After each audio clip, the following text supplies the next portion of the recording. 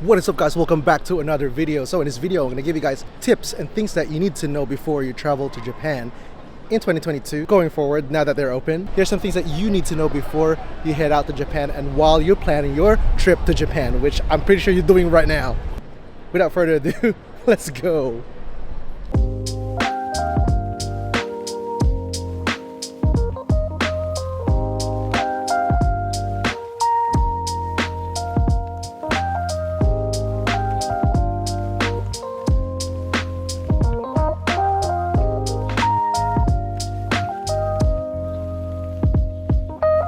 Alright guys, so I'm back in Koen again, the restaurant that was in the last video. I actually made two bookings because I wasn't sure which day I could go to. And first booking I went with Janice, second booking came here with Mina.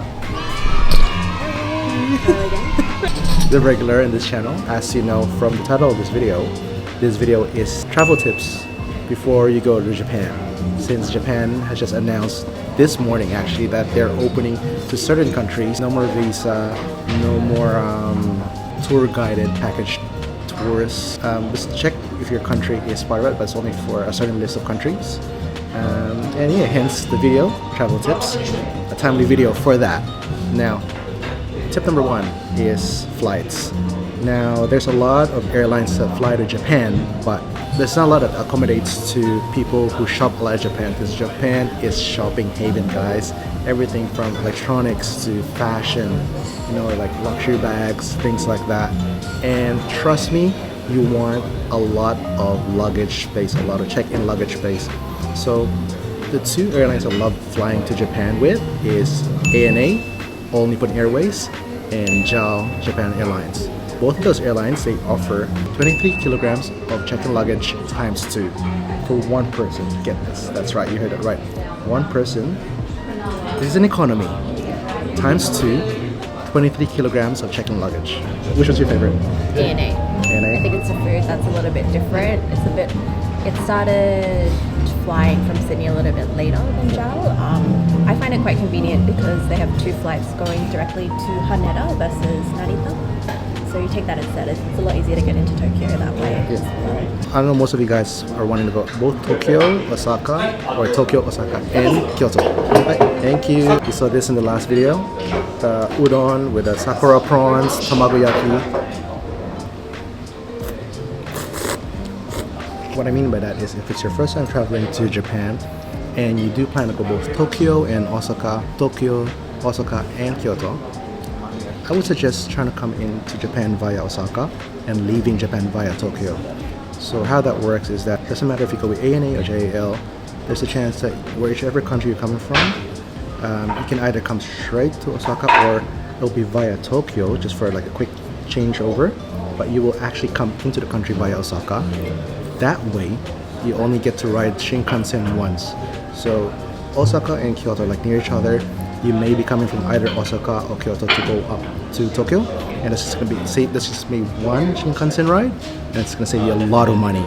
And you exit via Tokyo. All right, so Mina just reminded me for tip number 2, you may want to go to Fukuoka. So for those who have been to Japan before and you want to come to Fukuoka as well, you want to visit Fukuoka, you can do that. You can come in via Fukuoka, catch a Shinkansen from Fukuoka to go all the way up to Tokyo. Exit Japan via Tokyo. Works the same. That's tip number 2.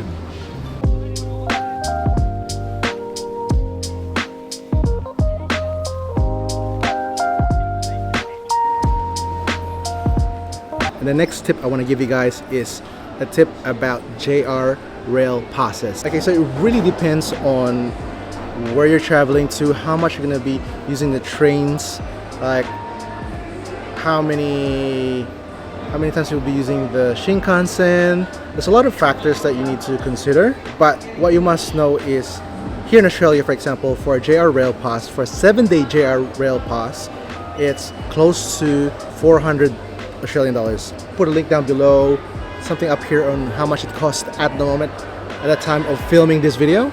Bear in mind that so JR is one of the train networks that's used in Japan, and there's many others. So when you're traveling in Japan, when you're using the trains, it's not only JR. There's JR, then you have like the metro lines, so you know, the subways and all that, and there's other lines like Keio, lines like that. So on those lines that are not JR, you cannot check out the website. There are lines that you cannot use that pass with. It's a lot of Shinkansen bullet trains, especially the Nozomi one, the express ones. You cannot use your JR pass in that. Majority of the carriages in most Shinkansens or bullet trains are reserved seats, so you have to pay extra for reserved seats. For me, I only used it once. I didn't find it like handy. I didn't get to utilize it as much as I did. I didn't get to travel as much as I wanted to travel with the JR Pass, so it was a bit of a waste. Close to $400. Like in a week, I'd spend at most 100 Australian dollars on trains, at most. Going back to the other tips, so a Shinkansen ride from Kyoto to Tokyo or Osaka to Tokyo will cost you roughly like 190 to 200 Australian dollars, even 180 to 200 Australian dollars, roughly around that. That's already one way. So do your research. It depends on how many places you're gonna go to. Do your research on the networks, the train networks that's being used in Japan, and whether you can use the JR Rail Pass on those. So remember, 7 days, 1 week pass is already close to $400. So can you use a JR Pass on those trips, on those routes that you're taking to? Yeah, keep that in mind. Okay, so the next tip is Google Map is your friend. Google Map is your best friend when you're in Japan. So there's a lot of apps that you can use for tracking transportation, like to look up transportation timetables for your train, buses, things like that. But I find Google Maps is more than enough to actually help you with timetables for trains, timetables for buses. One of the other things that I use Google Maps for is that I store my list of food places, shopping places, sightseeing places on Google Maps. So what you can do in Google Maps, I'll show you. So with Google Maps, I'll show you this area of Harajuku where I've marked places to shop at that I normally go to or I want to visit, and places that I normally want to eat at or I plan to eat at. As you can see, we have the Harajuku area here. It just saves you a lot of time. But one thing you have to remember is that you need to add extra minutes to whatever for whatever estimate that Google Map tells you to get from one place to another, especially if you have trains involved in there. Give yourself an extra 3 to 5 minutes, because trying to get out of train stations takes a while, guys. It really does, especially trying to get out of Shibuya station, trying to get out of Shinjuku station especially. A lot of people struggle with getting out of Shinjuku, and I'll show you also what's handy. So say you are coming from Harajuku station and you want to get to one of my favorite cafes in the Harajuku Jingumai area, which is Nozi. What you can also do before you do your trip is you want to see how it looks like on the outside, and that's what's awesome about Google Map is you can do a street view, right? So here you go. Okay, so it's kind of like here in the corner. Let me just show you.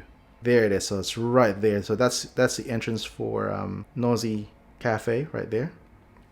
So this is where Google Map becomes really handy and as your friend. You don't need to ask for directions because Google Map can show you where it is and what it looks like on the outside. And yeah, very easy.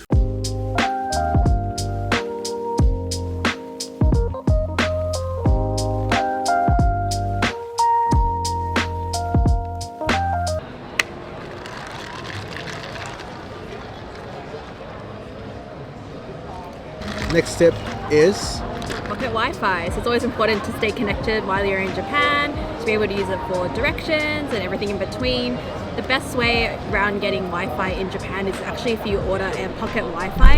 You can get that before ordering it before you fly into Japan. So there's a website called, I believe it's Japan-Wireless. That's what I use. It looks really dodgy, but it's legit, I promise. Yeah. So you just they have different plans depending on how much gigs you want to use each day. I believe it's about $10 per day. Can go a little bit higher depending on if you want unlimited data and things like that. Pop in your flight details. Once you arrive at the airport, they give you directions on where to pick it up, provide your passport ID, and before you fly out, you just got to pop it into the bag that they give you and slip it into the post box that's available at the airport. So yeah, super handy. Easy peasy.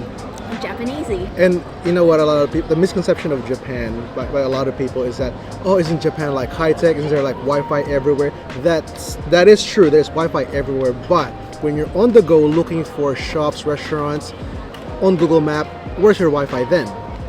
Also, a lot of the places they don't have free Wi-Fi. It's always locked by a password.